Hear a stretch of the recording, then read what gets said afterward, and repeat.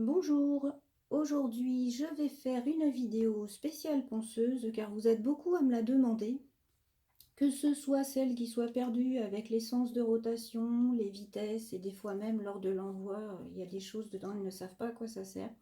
Donc je vais faire aujourd'hui le point avec vous là-dessus pour vous aider. Et j'ai fait exprès d'ailleurs, vous voyez sur mes mains, chaque main j'ai laissé un doigt de dispo pour pouvoir vous faire une petite démo vite fait. Donc là, vous voyez mes deux ponceuses. Ça, c'est la toute première que j'ai eue il y a 6-7 ans, qui a bien tenu le choc quand même pour une toute petite ponceuse, pas chère. Mais bon, là, elle a quelques faiblesses. Donc, j'ai acheté sa petite remplaçante qui est à côté. Donc, je commence déjà par vous montrer les différents éléments qu'il y a avec une ponceuse. Donc, vous avez le bloc moteur. C'est la plus grosse partie. Ensuite, vous avez la pièce à main. Ça, c'est ce qui sert directement à pouvoir mettre les embouts pour pouvoir poncer. Ça, c'est la prise. Donc très souvent, ça se trouve juste devant la ponceuse. Donc il suffit simplement d'emboîter la prise dedans.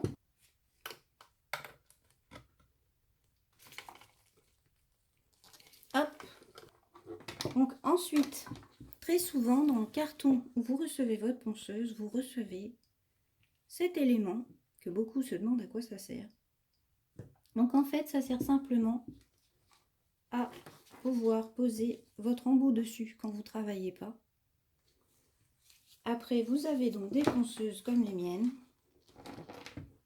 qui, à la place, ont ce petit élément. Vous voyez, on le met ici dans une encoche pour pouvoir mettre la pièce à main dedans, comme ça on est tranquille. Ensuite, on reçoit souvent une sorte de petite pédale. C'est exactement comme les machines à coudre, pour celles qui savent coudre. Elle sert ni plus ni moins qu'à faire fonctionner la ponceuse si vous ne voulez pas utiliser les boutons qui se trouvent sur la ponceuse. Donc c'est ce qui va enclencher la marche ou l'arrêt. Donc généralement, vous voyez l'embout, c'est un petit embout tout simple.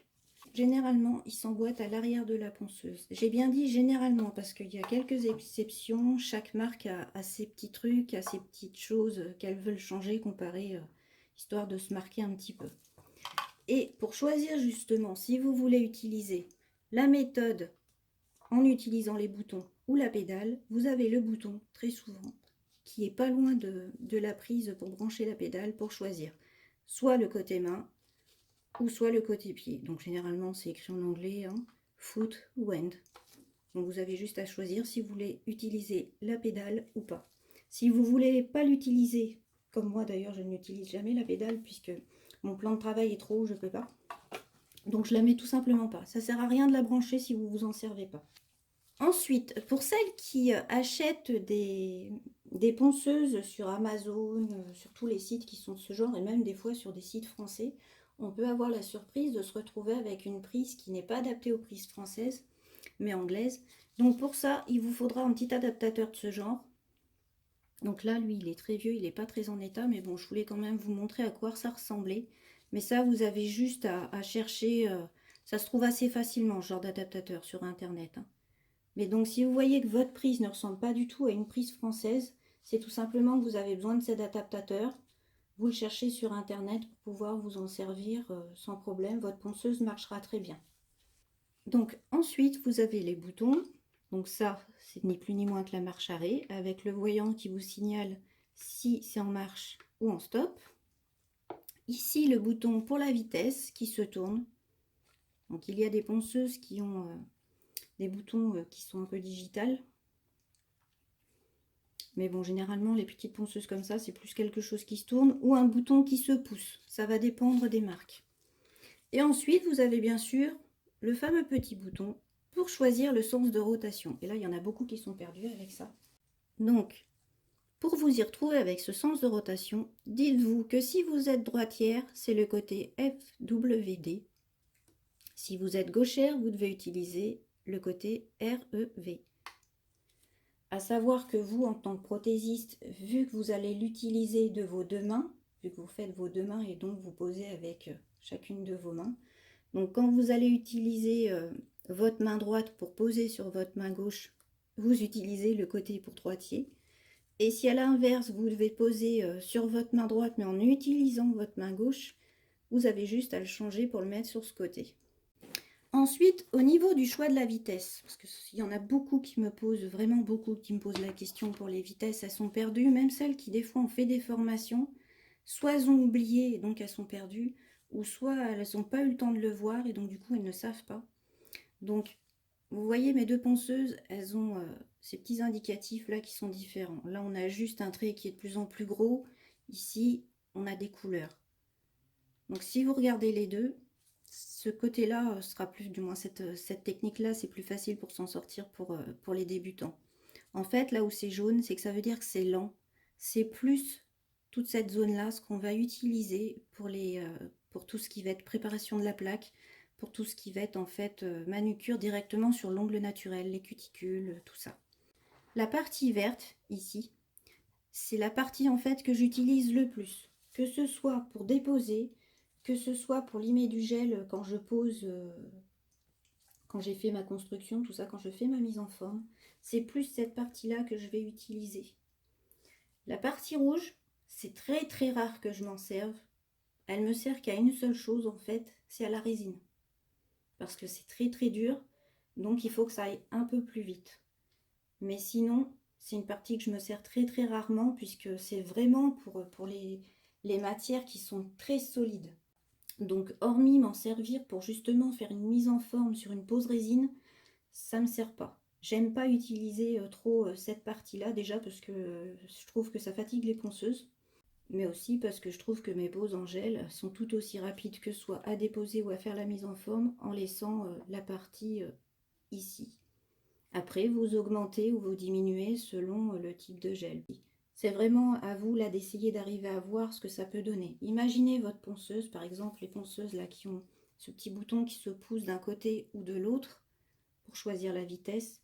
Imaginez bien que le côté qui sera le plus par là, ce sera lent, vers le milieu, ce sera moyen, et complètement à droite, ce sera pour vraiment des choses qui sont costauds. Donc essayez de bien juger votre ponceuse par rapport à ça. Après, bien sûr, vous avez les ponceuses où tout est écrit, la vitesse de rotation et tout. Donc là, c'est excellent parce que vous avez pu à chercher exactement où vous mettez votre ponceuse.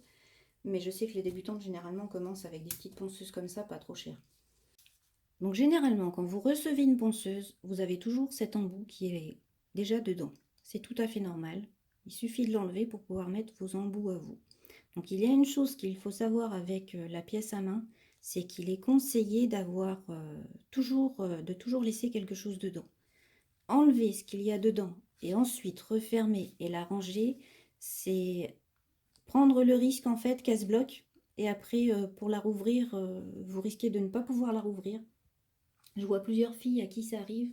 Donc pensez toujours à laisser un petit quelque chose dedans, donc à ne pas jeter ces petits embouts là que vous voyez, justement pour éviter que ça se bloque.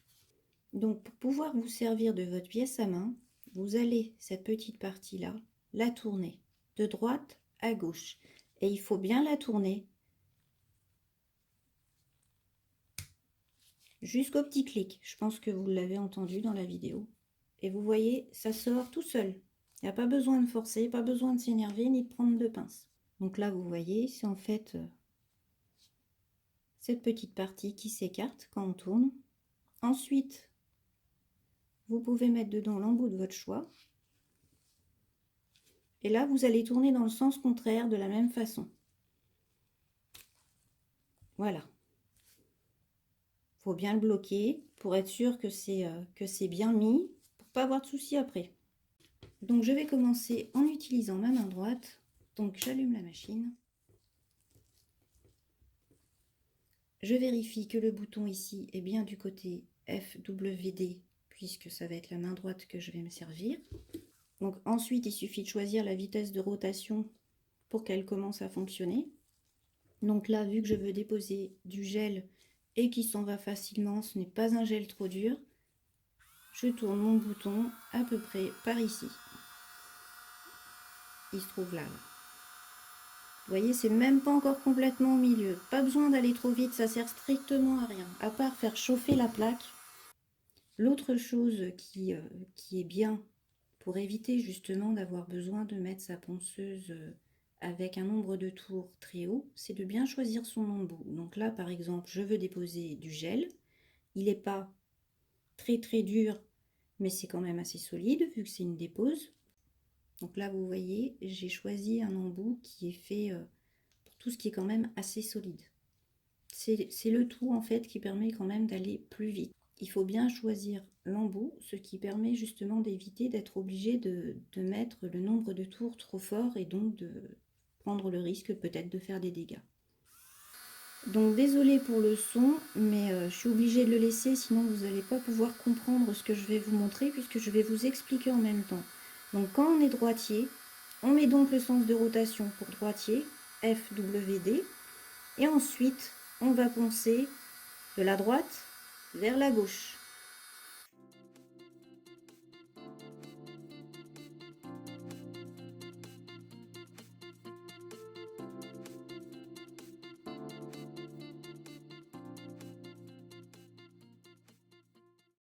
Ensuite, quand vous voulez aller dans ce sens-là, il faut partir de là pour aller vers le bord libre.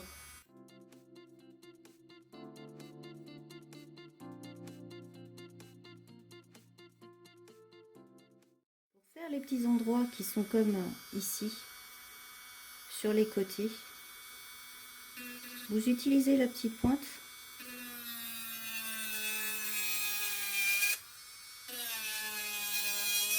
Hop, vous voyez, avec ces embouts, faites attention à ne pas toucher la peau. Hein. Les embouts qui sont faits pour les choses très dures à limer, ça peut faire mal. Mais vous voyez à quelle vitesse ça peut poncer quand on choisit bien l'embout et la vitesse de rotation.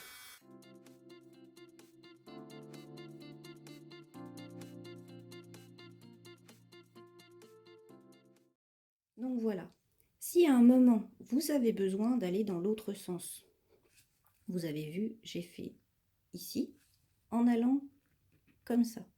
J'ai fait dessus en allant comme ça, j'ai fait le côté en allant comme ça. Donc, si vous êtes assez souple, que vous arrivez à faire ici, tant mieux pour vous. Moi, j'y arrive pas. Donc, vous allez tout simplement mettre votre main dans l'autre sens. En partant de l'endroit le plus éloigné de vous, ne vous dites pas que c'est juste côté cuticule pour aller vers le bord libre. Dites-vous que c'est en fait la partie qui est éloignée de vous et qui ensuite qui se rapproche de vous. Toujours comme ça. C'est juste une question d'efficacité. Si vous passez dans l'autre sens, c'est pas que vous allez faire une bêtise, c'est juste que ça va poncer moins vite.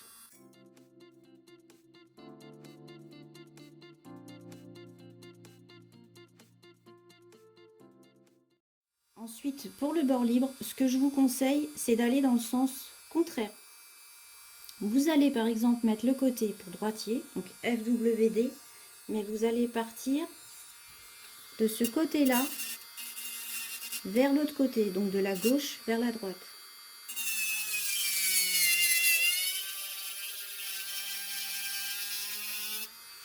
Tout ça en fait c'est pour vous éviter des petits chocs.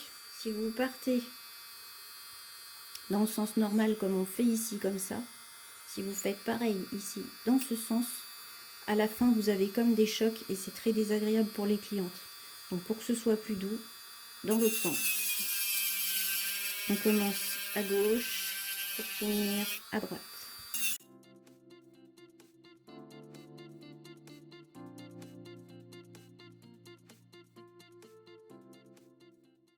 Donc une autre petite chose, si jamais vous venez à avoir une sensation de chauffe, vous enlevez tout de suite l'embout de ponceuse de votre ongle.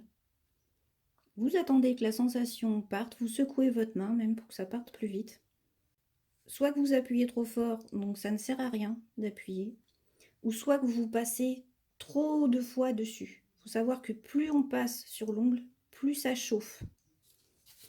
Donc voilà, j'ai enlevé le plus gros avec ma ponceuse. Là, j'ai plus qu'à fignoler avec ma petite lime. Donc ça, je le ferai hors vidéo, puisque là, c'est une vidéo pour la ponceuse et pas pour faire une dépose. Donc un petit détail qui peut servir aux filles qui sont gauchères, surtout quand elles travaillent sur cliente. Mais après, les gauchères ont souvent un problème et je m'en suis rendu compte à plusieurs reprises avec des filles qui avaient des soucis. et aussi avec l'abonné que j'ai eu qui est venu à la maison, que j'ai aidé à perfectionner un petit peu ses poses, qui est gauchère et qui était très très embêtée avec sa ponceuse. Et je lui ai tout simplement en fait appris qu'il y a des embouts qui existent spécial gaucher. Donc c'est pas que ça va énormément vous changer la vie, mais normalement ça améliore grandement la facilité d'utilisation et la rapidité avec laquelle l'embout va poncer. Donc ce fameux problème, je vais vite vous le montrer, c'est qu'en fait, si vous vous mettez à la place d'une gauchère, elle va normalement partir de la gauche vers la droite. Vous voyez, ça lime pas vraiment grand chose en fait, parce que l'embout n'est pas adapté pour.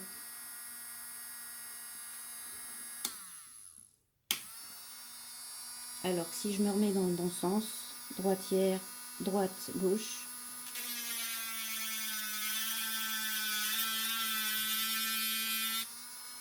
là ça fonctionne.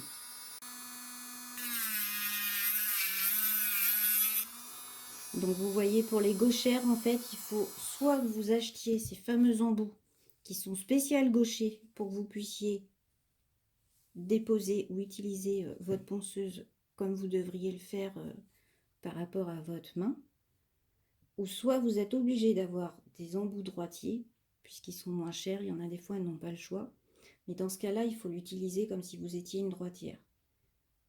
Donc ce que je vous ai montré ici, c'était pour une droitière. Donc comme vous voyez là, on voit vraiment bien la différence entre en haut, le tout petit trait que j'ai fait dans le sens gauchère, et là je l'ai fait avec le côté droitier et dans le sens droitier, ça n'a rien à voir. Donc le fait d'avoir les bons embouts par rapport au fait que vous êtes soit droitière, soit gauchère, ça a son importance. Donc si lorsque vous faites une formation, on vous dit dans quel sens poncer, donc, par exemple pour la droitière, de droite à gauche, d'ici à là, et ainsi de suite, c'est bien. Si on vous dit qu'il faut tout inverser pour les gauchers, c'est tout à fait vrai, mais en fait il faut tout inverser à condition aussi d'avoir l'embout qui permet de pouvoir le faire. Sinon vous êtes obligé de vous mettre dans le sens pour droitier. Pour aider un petit peu toutes les gauchères, je vais vous montrer la petite astuce qui permet quand même de pouvoir se servir de sa ponceuse du côté gauche. C'est en fait de ne pas avoir des embouts comme ça, ce qui est, bon, je suis d'accord, dommage. En attendant d'avoir les moyens de pouvoir vous acheter mieux, vous prenez les petits embouts avec l'émeri au bout, et lui, le sens de rotation, ça change rien. Que vous soyez droitière ou gauchère, vous pouvez vous en servir. Tout comme tous les petits embouts qui sont par exemple comme ça. Tous les petits embouts titane. Il n'y a pas de sens de rotation particulière pour pouvoir s'en servir. Donc ceux-là, ils sont pour tout le monde, comme les émeris. Donc pour les gauchères, je remets le côté REV.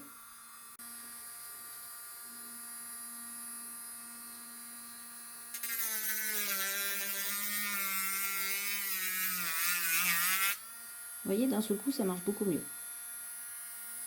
Donc, de gauche à droite, du haut vers le bord libre. Donc toujours, comme je vous ai dit tout à l'heure, le plus loin de vous vers le plus près de vous. Voilà.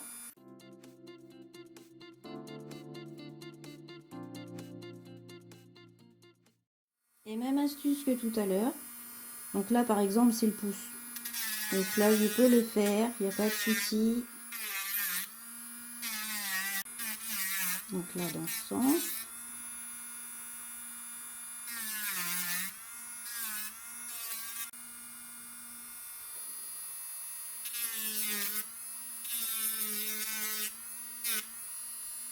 Et pour le bord libre, même astuce que tout à l'heure. Donc là, c'est les gauchers. Ici, on va de la gauche vers la droite. Donc le bord libre, je vous conseille de le faire dans l'autre sens pour éviter ces espèces de petits chocs. Donc de la droite vers la gauche.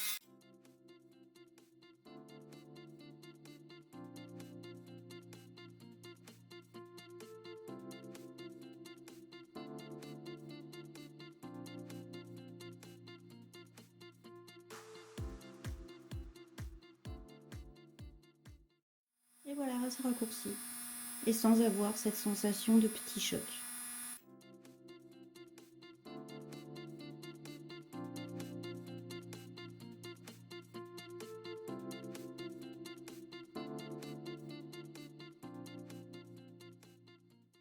Donc, pensez toujours que quand vous déposez avec une ponceuse, en fait, une dépose gel, ça ne veut pas dire qu'il faut complètement enlever le gel.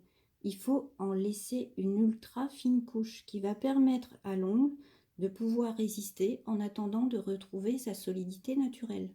Sinon, l'ongle, vous allez avoir l'impression que c'est du papier, vous allez avoir vos modèles, vos clientes ou même vos propres mains, si pour l'instant vous vous entraînez que sur vos propres mains, vous allez avoir l'impression que c'est du papier.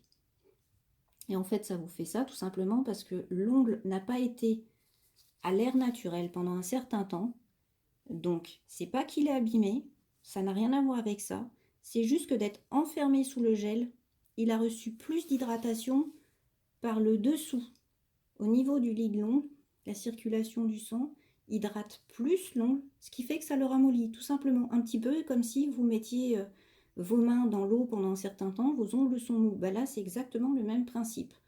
Votre ongle est enfermé sous le gel, l'hydratation vient par le dessous avec le lit de l'ongle et la circulation sanguine, ce qui fait que ça le ramollit. Ça n'a rien d'anormal. Et une fois que la dépose est faite, qu'on laisse cette petite couche de gel, on a juste à patienter quelques temps avec notre petite couche de gel et l'ongle naturel retrouve sa solidité très rapidement. Ça ne met pas très longtemps en général. Donc voilà, j'espère que j'ai répondu à toutes les questions qu'on a pu me poser dans cette seule vidéo. Il me semble que oui, si je ne me trompe pas, puisque j'ai même parlé des petites choses pour les gauchers. Donc j'espère vraiment que ça vous aidera. Et si bien sûr vous avez des questions supplémentaires, n'hésitez pas à les poser en commentaire, je répondrai sans souci. J'espère que cette vidéo vous aura plu et aura aidé un maximum d'entre vous. Et je vous dis à bientôt. Au revoir.